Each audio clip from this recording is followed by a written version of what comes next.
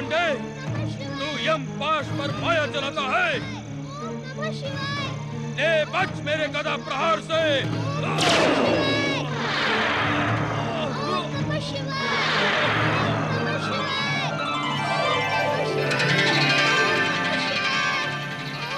यमराज, प्रभु भोलेनाथ, निष्ठा पूर्वक शिव आराधना करने वाले बालक मार्कंडे पर प्रहार करने का तुम्हारा साहस कैसे हुआ?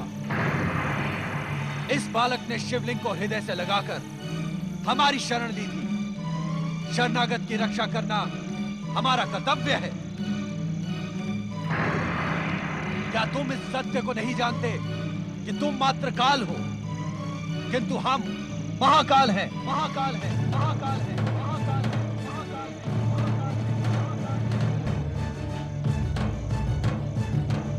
हमारी निष्ठा और भक्ति की चरम सीमा पर पहुंचा ये बालक मार्कंडे शिव कृपा से अवध्य हो गया है।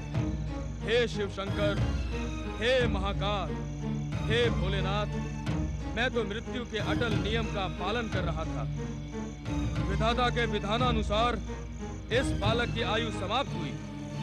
यदि मैं नियंता द्वारा निर्धारित समय पर आकर प्राण न हरता तो आप हमें कर्म विमुख होने का दंड ना देते?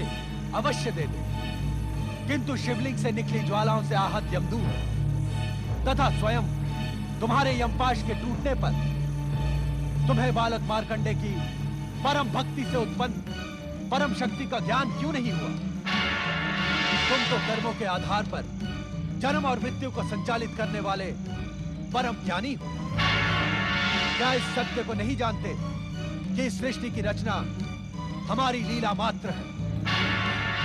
नित्य शिव भक्ति करने वाले का सार्वभौम कल्याण इस सृष्टि और हमारा अटल नियम है।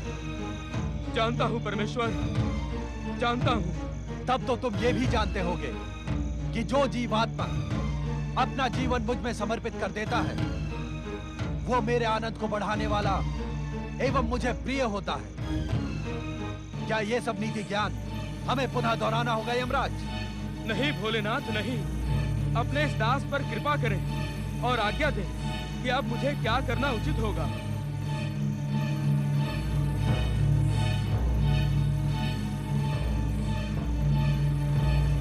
यमराज, मार्कंडे के माता पिता के पुण्य प्रभाव एवं जन्म से ही शिव निष्ठा के कारण अब यह बालक अल्पायु रहा ही नहीं।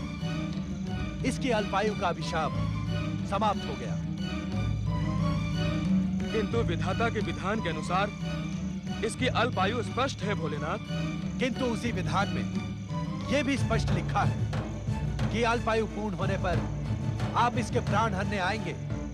उसी समय हम दोनों उपस्थित होकर न केवल इसके अभिशाप को समाप्त कर इसे दीर्घायु प्रदान करेंगे, अपितु इसे अमरता का वरदान भी देंगे। किंतु चित्रगुप्त के आलेख में आपके मृत्यु लेखाकार चित्रगुप्त ने मार्कंडे के अल्पायु होने का विवरण तो अपने पृष्ठों में लिख दिया, किंतु हम दोनों के आगमन की बात लिखना वो भूल गया। ये भूल अक्षम्य अपराध है यमदेव। अब मेरे लिए क्या आज्ञा है स्वामी? अब आप यमलोक लौट जाएं तथा वहां की व्यवस्था नियंत्रित करें। आपके आलेखों में त्रुटि सृष्टि के अनर्थ का कारण बन सकती है। हमें विश्वास है कि भविष्य में कभी आप कर्म विमुख नहीं होंगे। इस उद्दंडता के लिए मुझे क्षमा करें भोलेनाथ। भविष्य में ऐसा कभी नहीं होगा। प्रणाम भोलेनाथ। प्रणाम माता पार्वती। प्रणाम परम शिव भक्त मार्कंडेय।